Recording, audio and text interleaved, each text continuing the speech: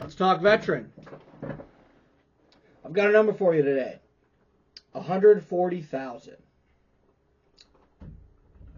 140,000. And what does that number represent? That represents how many veterans, I should say, from 2001 to 2023 have died by suicide. It's almost a full branch of service members who have died by suicide. Now, I don't want to share that number in this topic, right, to put anybody down, right? What I want to do is continue to have this topic of discussion so that way we continue to know that it's an issue and that we try to figure out different ways and avenues to help solve that problem. Now, I don't know about y'all, but anytime I hear about a veteran suicide, it kind of hits a little personally, you know. And over the past, 22 years from this data, right, the numbers have either gone up for the majority or maybe 1 or 2 years just about stayed relatively the same. But overall, it's consistently going up. Now, that's a problem, right? Clearly what we are doing isn't working, right? Clearly what the VA system is doing, it's doing its best, but it's not working as well as it should. So what can we do with that data? Well, I am of the belief, right, that data tells us something. It tells us that veterans are still struggling, and how can we solve that? Well, there's another data point, right? And there's a study done, and it's 95% of veterans would prefer their veteran to be a psychologist. Now, what does that tell us, right? Well, that tells me, again, this is all Dylan's personal input, take, all that good jazz, right? It tells me that at some level, veterans would like to have a veteran on their care team when it comes to dealing with these issues, or any issue, right? But that's not feasible. It's not possible. But that's where I think groups like this, LTV, can come in. That's where I think we can make our money, right? Because at some level, somewhere in our organization, right, somebody has been involved with the VA, right? We can use those good, positive experiences that we have, right, for those veterans who maybe aren't engaged with the VA, right? Or maybe new to being a veteran, or had maybe had a bad experience, or maybe they heard some horror stories about some stuff, right? So they have a biased opinion. Because this data shows us, right, and I'm reading this off, 61% of the veterans who died by suicide in 2023 weren't receiving VA healthcare in the last year of their life. 61%. But that's where we can come in, right? Like, that's where we as the veteran community can come in these groups. We can talk to them. Because guess what? We all at some level have a mutual respect towards each other because we've served.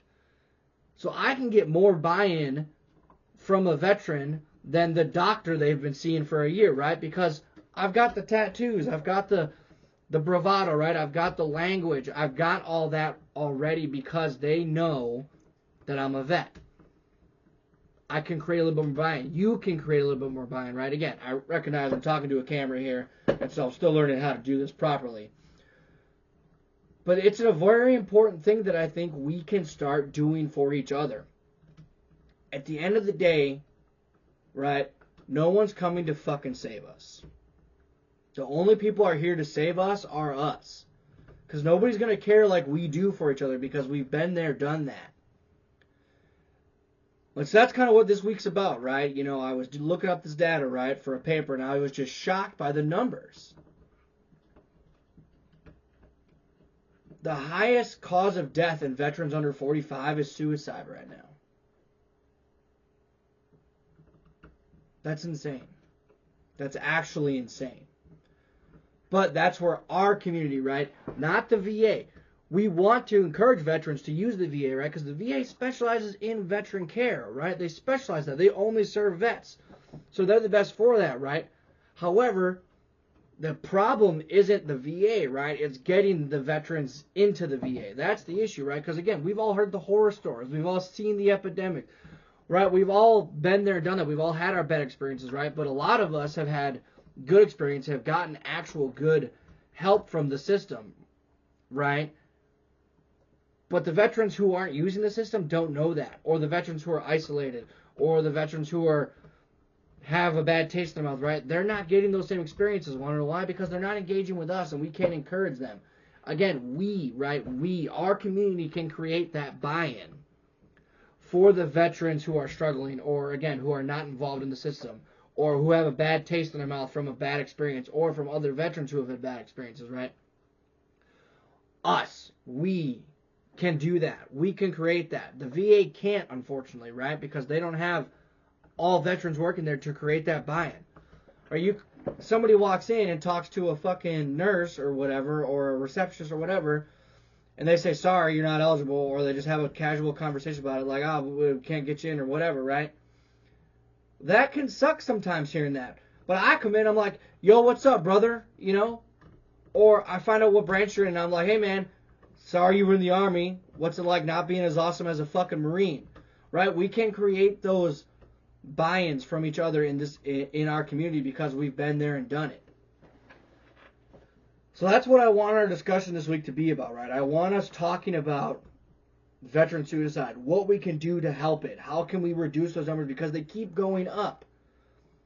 And obviously what the VA have been doing is good, right? But it's not great because the numbers are still rising. But they can't do anything about it if we're not going fucking in the first place, right? If we're not getting in there and getting the veterans in for the care they need. And only we can create that buy-in to get veterans in. You want to know why? Because, again, we all signed the same fucking contract. So, I wore this shirt today for this video specifically, right? No more dead friends, because I want that to be our approach going forward. What can we do? What can our community do to help each other? All right, we will talk some more about it tomorrow, right? And then going forward, we're going to probably start doing some like live discussion posts on Mondays. We'll see how that goes. But for right now, watch the video. Hope you gain something from it.